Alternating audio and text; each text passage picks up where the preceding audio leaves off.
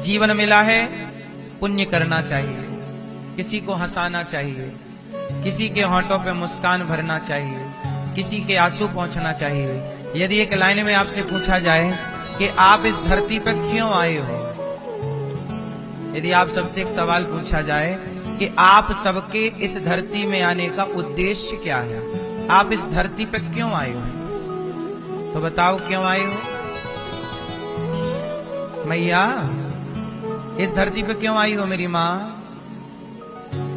इस धरती पे हम क्यों आए हैं? ये सवाल सब लोगों का है और अपने अपने आप से ये सवाल पूछिएगा जरूर। आप क्यों आए हैं? क्या यहाँ किसी का खून बहाने आए हैं?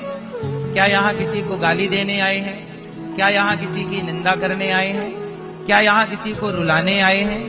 नहीं, इस धरती पे हम लोग क्यों आए हैं? इसलिए आए हैं कि हमारे आने से हम किसी के काम आ सकें, किसी को खुशी दे सकें, किसी की जान बचा सकें, किसी को उसका लक्ष्य समझा सकें, किसी को उसका गंतव्य बता सकें, किसी को उसका रास्ता बता सकें, किसी के काम आ सकें। इसलिए हम इस धरती पे आए हैं। वरना कुत्ता तो था पहले से, बिल्ली, कुत्ता, चींटी, हाथी, सब जीव जंतु। अब देखो, इंसानों की आबादी, इंसान ज्यादा है कि चींटियां ज्यादा हैं? गिनती में अधिक आबादी किसकी है? उत्तर कौन ज्यादा है? इंसान ज्यादा है कि चींटियां ज्यादा है? बोलो, चींटियां ज्यादा है। अच्छा, इंसान ज्यादा है कि मछलियां ज्यादा हैं?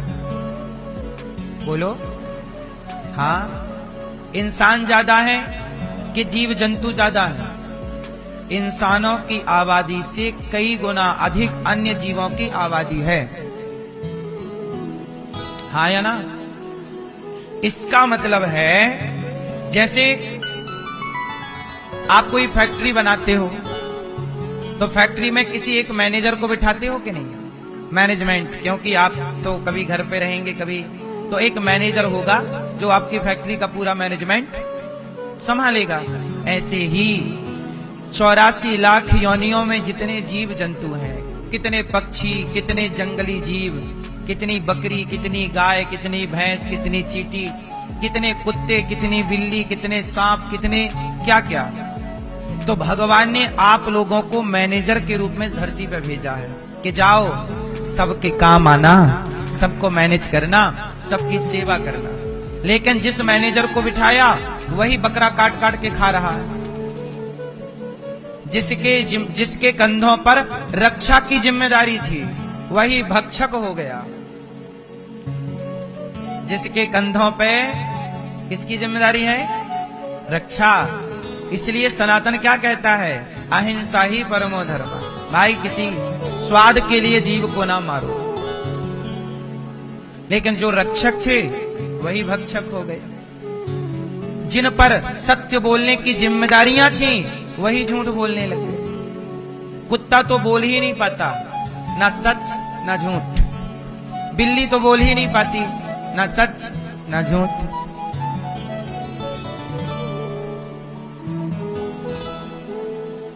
क्या करें?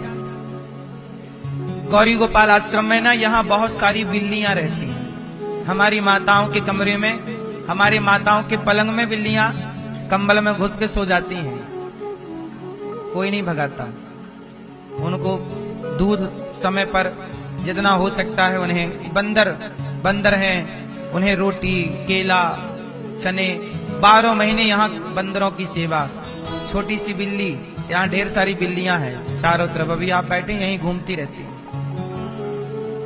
यहीं रहती, बिस्तर देख के बढ़िया सो जाती हैं।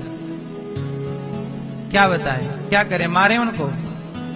आजकल लोग तो किसी भी जीव को देख के मारने लग जाते हैं, भगाने लग जाते हैं, भाग भाग भाग। नहीं, ईश्वर ने हमें इंसान बनाया है। वो बिल्ली बोल नहीं सकती, वो कुत्ता बोल नहीं सकता, वो गाय बोल नहीं सकती, लेकिन हम तो बोल सकते हैं। इसलिए हम हर जीव का पक्ष लेकर हम उसकी सेवा करने की जिम्मेदारी उठाएं।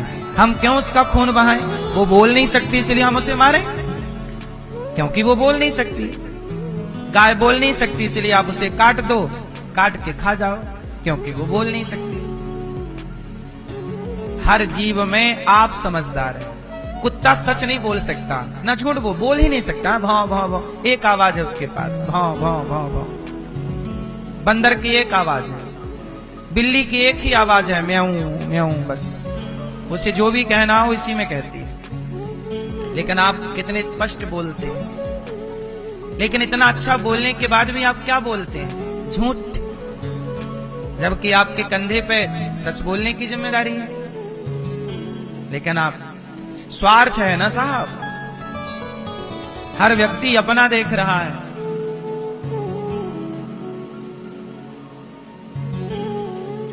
आजकल लोग जंगल जाते हैं, जंगल में जाल बिछा के पक्षी पकड़ के ले आते हैं और पक्षी बाजार में बेच देते हैं। और आप जैसे लोग, भले लोग जाते हैं और 500 रुपया में, 1000 रुपया में वो पक्षी खरीद के ले आते हैं। फिर आप लोग बहुत होशियार होते हैं, आप कैंची उठाते हैं और पक्षी के पंख कुतर देते हैं, काट देते हैं। अब तो ये उड़ नहीं सकता। आपने तो बहुत अच्छा काम कर लिया, बहुत। किसी के पंख काट दिए कैंची से। अरे 1000 रुपया का पक्षी खरीदा है तुमने या 500 का? पहली बात तो इन पक्षी को कैद करने वालों पर भी रोक लगनी चाहिए। जाल डाल के ना पक्षी पकड़ लेते हैं और बाजारों में बेचते हैं। 500 रुपया के लिए तुमने उस पक्षी की आजादी छीन ली कि नहीं? बोलो हाँ। उसका सुख छीन लिया कि नहीं? इसलिए बेच दिया ना बाजार में, क्योंकि वो बोल नहीं सकता, अपनी बात रख नहीं सकता, वो कुछ कह नहीं सकता।